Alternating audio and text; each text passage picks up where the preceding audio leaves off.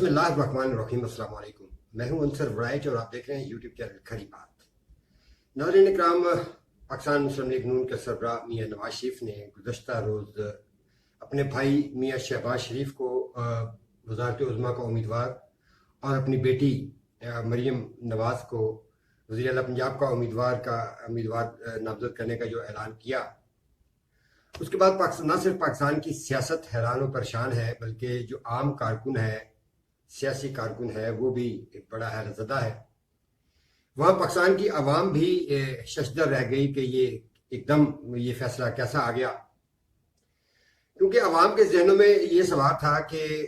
9 मई के बाद जो प्रोजेक्ट लॉन्च किया गया था ताकतवर इदारों की जानिब से,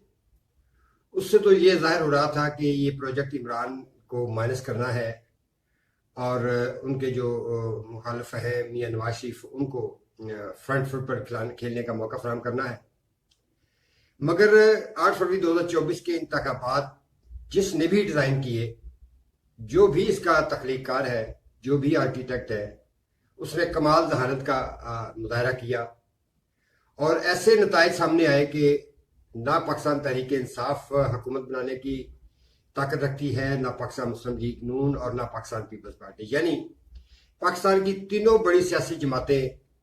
ज़हनी तौर पर माजूर हो चुकी कि अब वफाक में हुकूमत कौन बनाएगा। सबसे पहली बात यह है कि पाकिस्तान तहरीक इंसाफ को जो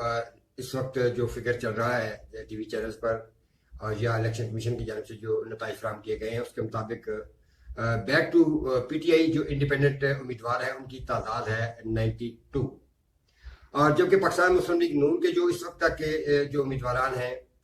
फातेह कामयाब जो होने वाले उम्मीदवार हैं,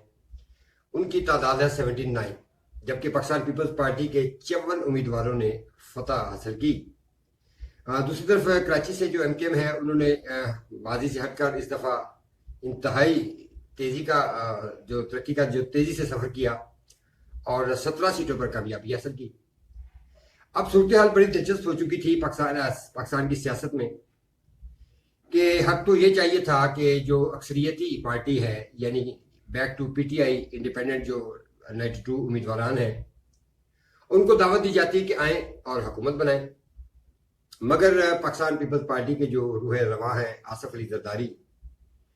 उन्होंने एक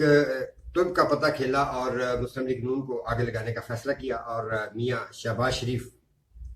सिर्फ वजीर आजम की शेरवानी पहनने की खुशी में उनका जो पता खेला गया था पीपल्स पार्टी की जानिब से, उसके चक्कर में आ गए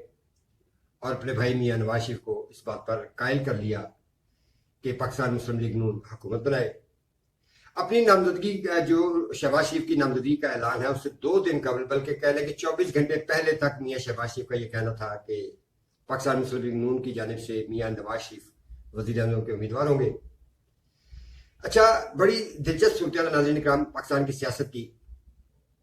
क्योंकि इस वक्त जो एक तासुब, जो जैसे मैंने पहले कहा कि प्रोजेक्ट तो ये था कि पाकिस्तानी सियासत से इमरान खान को माइनस करना है, मगर जो मुक़तदरा है उसके ज़हन में 2 सवाल चल रहे थे कि एक इमरान खान जो इस्टेब्लिशमेंट के लिए दर्दसार बना हुआ है, दूसरा मियां नवाज शरीफ, वो इसलिए कि जब भी वो इक़्तिदार में आते हैं उनका फड्डा इस्टेब्लिशमेंट के साथ होता ही है। ये भी मुक़तदरा को काबिल कबूल नहीं था। इसलिए जो सियासी बसात बिछाई गई, उसमें जो मोहरों का एक तरतीब लगाई गई, वो ऐसी कमाल थी कि मियां नवाज शरीफ ने आज खुद ये ऐलान किया कि मेरा भाई वज़ारत उज़्मा का उम्मीदवार होगा और मैं घर बैठूंगा। यानी कि उसी असम्बली में जहां वो 3 बार पाकिस्तान के वज़ीर आज़म रहे, उसी असम्बली में बतौर मेंबर कौमी असम्बली वो अपनी सीट पर विराजमान होंगे या नहीं होंगे, ये भी एक अलग बहस है। क्योंकि कुछ ज़राए का ये कहना है कि मियां नवाज शरीफ ये सारे डिसीजंस करके वापस लंदन जाएंगे और अपनी ज़िंदगी के बाकी अयाम हैं वो बड़ी गुमनामी में गुजारने की कोशिश करेंगे। मगर जो उनकी साहबजादी हैं मरीम नवाज शरीफ, और उन्होंने गुज़श्ता रोज़ समाजी राब्ते की जो वेबसाइट है ट्विटर, जिसे आजकल एक्स कहते हैं, वहां पे उन्होंने ट्वीट की कि मियां नवाज शरीफ सियासत से किनारा कशी इख्तियार नहीं कर रहे, वो हमारे लीडर है और हर फैसले की तौसीक उन्होंने ही करनी है। मियां नवाज शरीफ के इस हालिया फैसले के बाद पाकिस्तानी सियासत ने जो एक रुख बदला है, उसमें सबसे बड़ा जो एलिमेंट वो ये है कि जो पाकिस्तान मुस्लिम लीग नून के पुराने इत्तेहादी थे और हर बुरे वक्त में मियां नवाज शरीफ का साथ देने वाले मौलाना फजलुर रहमान, उन्होंने आज गुज़श्ता रोज प्रेस कॉन्फ्रेंस के दौरान ये ऐलान किया कि हम इस बार हुकूमत में शामिल नहीं होंगे बल्कि अपोजिशन में बैठना पसंद करेंगे। उनका कहना था कि इस इंतखाबात में धांधली के रिकॉर्ड बने, इंतखाबी अमल को यरगमाल बनाया गया, इलेक्शन को शिफाफ करार देने के लिए इलेक्शन कमीशन के बयान को मुस्तरद करते हैं। अब फैसले ऐवान में नहीं मैदान में होंगे। फजलुर रहमान ने कहा कि मरकजी मजलिसी आमला ने इंतखाबी नताइज को मुस्तरद कर दिया है। इंतखाबी धांधली ने 2018 की इंतखाबी धांधली के भी रिकॉर्ड तोड़ दिए। बहरहाल अब मियां नवाज शरीफ जो है वो जब से वज़ारत उज़्मा की दौर से बाहर हुए हैं तो पाकिस्तान मुस्लिम लीग नून को अंदरूनी तौर पर शदीद दबाव का सामना है और जो पार्टी ज़राए हैं उनका ये कहना है कि हो सकता है कि आने वाले दिनों में अगर पाकिस्तान मुस्लिम लीग नून अज खुद आज़ाद मेंबरान को शामिल करके इस काबिल हो जाए, यानी कि सादा अक्सरियत हासिल हो जाए, और सादा अक्सरियत की नाज़रीन 169 उम्मीद अपना MNAs की जरूरत पड़ेगी। और अब इस वक्त तक जो है पाकिस्तान मुस्लिम लीग नून को इत्तेहादियों समेत जो उनको हमायत हासिल है वो 152 की हमायत हासिल है, यानी कि 152 MNA उनके साथ हैं इत्तेहादियों समेत। और ये नामुमकिन है कि पाकिस्तान मुस्लिम लीग नून अकेले ही ये सादा अक्सरियत हासिल कर ले, आज़ाद अरकान को शामिल करके इधर उधर से मिला मिलू के, तब भी ये पॉसिबल नहीं है। तो एक तो ये तय हो गया कि ये फैसला रिवर्सेबल नहीं है। इस फैसले ने जो अब फैसला हो चुका है इसी पर ही इम्प्लीमेंट होगा और शहबाज शरीफ ही वज़ीर आज़म की शेरवानी पहनेंगे। अब देखना यह है कि जो शहबाज शरीफ की सरबराही में हुकूमत कायम होगी वो कितना सा कायम रहेगी, 6 महीने, साल,